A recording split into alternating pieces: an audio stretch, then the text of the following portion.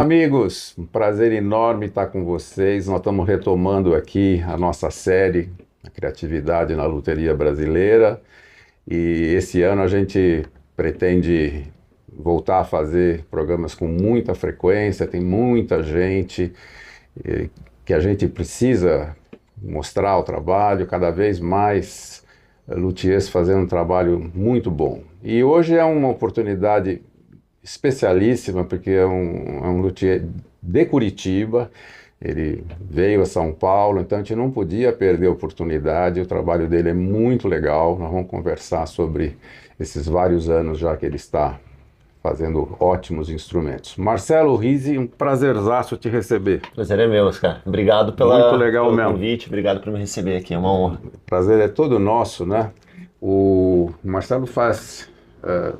esse violão estava aqui dedilhando, muito gostoso. Depois a gente vai falar e tocar um pouquinho nele, mas ele faz também os violões aços, violões folk. Ele vai falar sobre todos os tipos de instrumento que faz e como que ele realmente chegou na luteria, né? É uma história bem interessante e bastante frequente agora. As pessoas estão fazendo, às vezes começam uma atividade profissional, estudaram uma outra direção e de repente surge a oportunidade e a paixão pela construção de instrumentos. Conta um pouco pra gente a tua formação. Conto sim. Eu sou engenheiro mecânico formado, eu formei em 2011 ainda, e trabalhei 3 anos na engenharia, trabalhava com obras de ar-condicionado, e no começo de 2014 eu fui dispensado, estava uma crisezinha de obras e me dispensaram. Eu já no desespero falei, vou começar um mestrado, vou achar um outro trabalho, mas conversando, falando isso com minha prima falou, cara, pega esse dinheiro da rescisão, vai viajar e conhecer um pouco o mundo que você nunca fez. Quando você voltar, você vai atrás disso, né, de mestrado, do que for que você for para seguir da tua vida aí. Falei, cara, uma boa ideia. Isso foi tipo dia 14 de fevereiro. No dia 3 de março eu estava nos Estados Unidos. Falei, eu vou viajar, eu peguei... Que legal. Já estava com visto tirado, peguei, só que eu falei, vou ficar 3 meses. Só que eu não sei ficar 3 meses fazendo nada, só viajando e não aprendendo, não produzindo alguma coisa. E nisso eu pensei, então eu vou fazer um curso de alguma coisa, ou construção de casa em madeira ou de violão. Não sei, quem sabe, eu fui ligado à música, assim, eu tive banda quando adolescente, tocava trompete, nada a ver. Assim. Trompete? Em banda de rock, ska, assim, reggae. Então eu tocava trompete, sempre tive essa ligação com a música, mas achava que eu não tinha o dom. Só que eu descobri depois de velho que o dom era a paciência de sentar a bunda e estudar o seu instrumento, né? Esse era o dom, e eu não tive isso na época.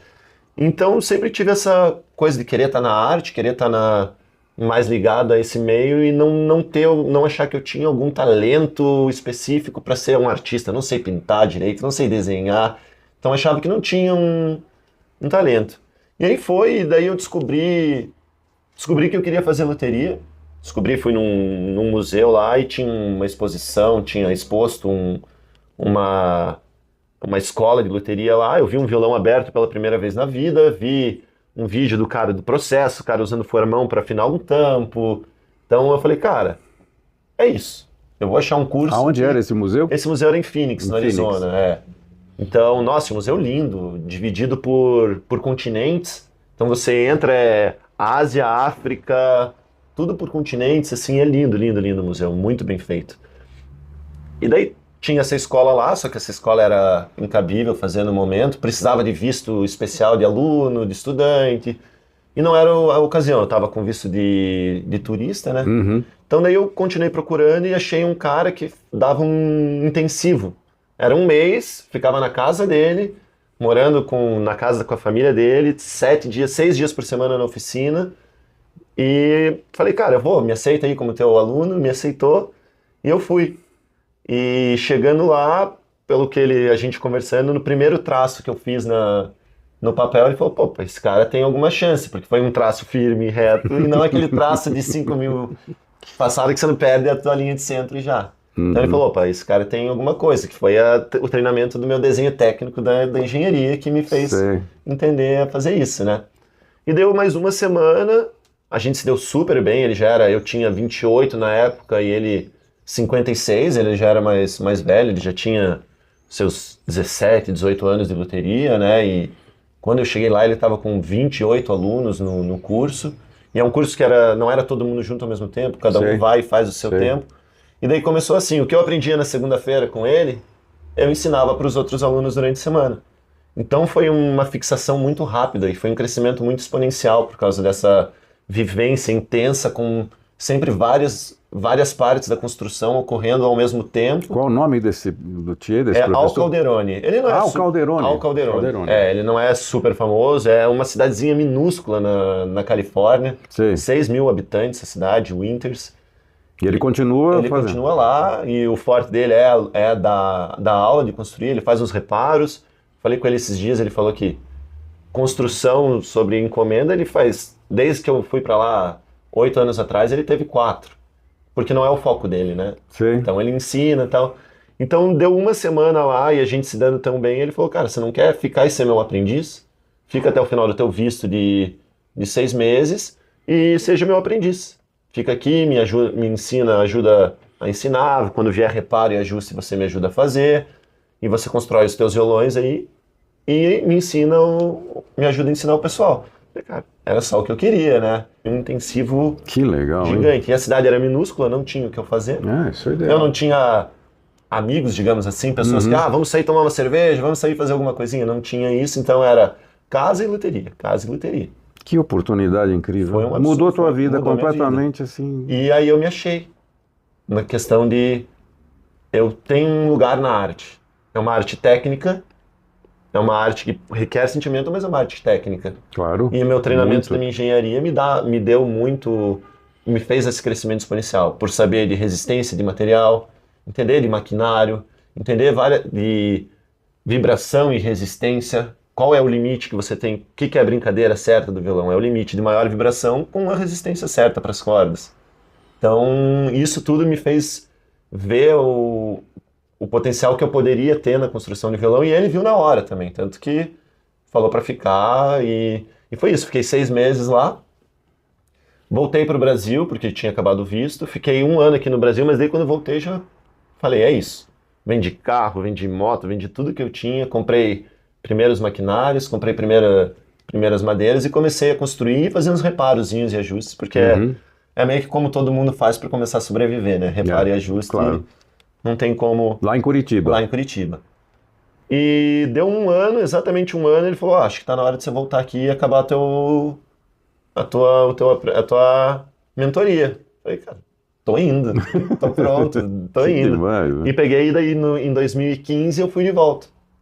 E fiquei mais 6 meses com ele, aí já com um pouco mais de experiência, ele já me dando outras tarefas, com mais responsabilidades, né?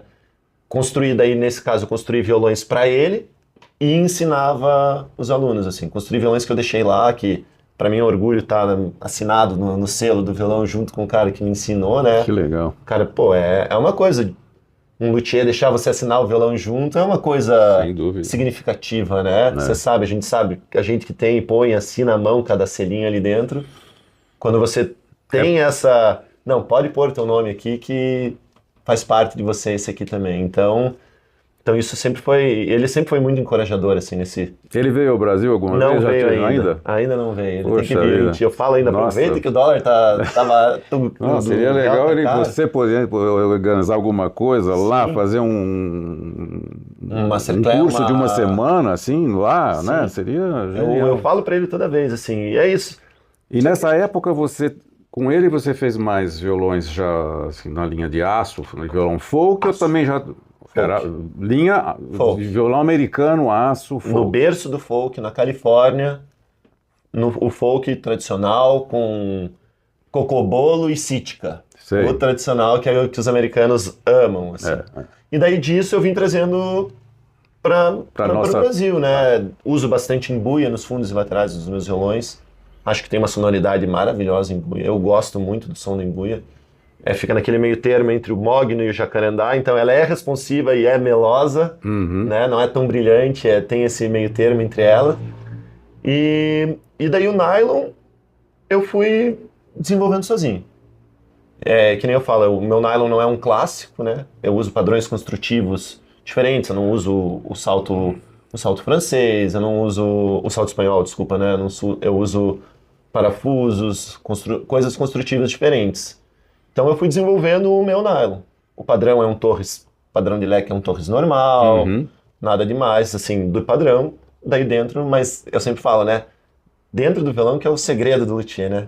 É a mão, é o que você consegue sentir e visualizar para o que vai ser a sonoridade do teu instrumento. Então não tem nenhum segredo aparente no leque, mas o segredo de todo luthier é quanto ele tira, quanto ele põe, deixa de madeira, né? Então esse é o segredo, mas no princípio não tem nada. É um violão normal, padrão, Torres, a princípio, e foi desenvolvendo a sonoridade, foi desenvolvendo o braço, o que eu acho que era correto. Eu não tenho, para te falar a verdade, não tem nenhum molde perfeito de cada braço para todo braço ser igual. Eu faço cada braço meio que no que eu sinto do instrumento e no que eu sinto do cliente. Sei. Eu geralmente não tenho violões prontos, são todos violões sobre encomenda, né? Então é tudo no cinto. Putz, esse cliente eu já vejo a mão, já tento entender o que é a tocabilidade, melhor eu reduzir um pouquinho aqui para ele ficar mais fácil, melhor um pouquinho mais fino. Então isso tudo fui desenvolvendo daí no nylon sozinho. Que legal. Antes de a gente começar a falar mais especificamente deste violão e um pouquinho mais dos outros violões, inclusive essa questão de construção que é bem interessante, diferente do que mais se faz em violão clássico, né? Só para continuar assim, a tua história, que é muito interessante, depois você foi para lá fazer com praticamente assim, um aperfeiçoamento do teu curso lá com ele, e aí você já estava com o seu ateliê montado lá em Curitiba. Uma oficininha em casa ainda, na garagem de casa. Um cercadinho de MDF, comprei minha primeira serra, minha primeira lixa, meu primeiro maquinário, mas foi isso. E como é que tem vindo esse processo, assim, desses 6 anos, vamos dizer? A primeira vez que eu fui foi em 2014, né? Então, em 2015 eu já cheguei, já montei essa primeira oficininha em casa, na garagem, e com o primeiro maquinário bem de hobby ainda, bem hobbyista, né? Serra de hobby, não era profissional, era mais... Então, e aí foi indo, e daí ajustes, reparos, e daí começa algum artista um pouquinho mais renome a ter, eu quero um violão teu. E daí começa a ter um respaldo técnico do instrumento, daí, então começa a se ganhar um pouco espaço, mas a vida na luteria do Brasil é muito ingrata, né? É difícil, assim, principalmente o começo. O começo, acho que todas as profissões, mas na luteria também uma coisa boa é que as pessoas agora sabem o que é luthier, né? Agora é uma coisa que antes se fala luthier, luteria, né? Hoje é no país todo, o que é ótimo, só que a concorrência aumentou muito, o nível de exigência dos músicos também, né? Mas essa proximidade que eu já percebi que você tem, esse violão, por exemplo, é de um amigo, cliente do Marcelo. Era cliente e virou amigo. Isso aqui é a melhor situação, né, possível, né, e que foi também feito assim sob medida, de acordo com o que... As madeiras que ele pesquisou e ele queria, mais ou menos, né, que ele queria cedro, ele não esperava que fosse um cedro negro do Líbano, ele queria jacarandá, daí ele queria o arm bevel, o descanso de braço, né, então foram nas características dele, só que sempre com muita liberdade para ser na minha visão do que eu visualizo do que ele queria, entende? Violão 7 cordas também, você já está fazendo? Não fez ainda. Nunca fiz ainda. Estou esperando aquele desafio. Alguém que fala, vamos fazer? Eu falo, vamos. Aqui no Brasil agora, assim, o 7 cordas vai ficando cada vez mais presente, né? Querendo ou não, é o instrumento brasileiro, né? Os 7 cordas e principalmente o de aço, assim, para mim é o instrumento mais original brasileiro, assim, né? Que vieram os como posso dizer, os primeiros estilos musicais brasileiros vieram de 7 cordas de aço, né? Choro, tudo isso. Então, eu tenho muito interesse em fazer uns 7 cordas, ainda não fiz porque ninguém veio e, vamos fazer. Tem alguns que querem, mas ainda ninguém veio.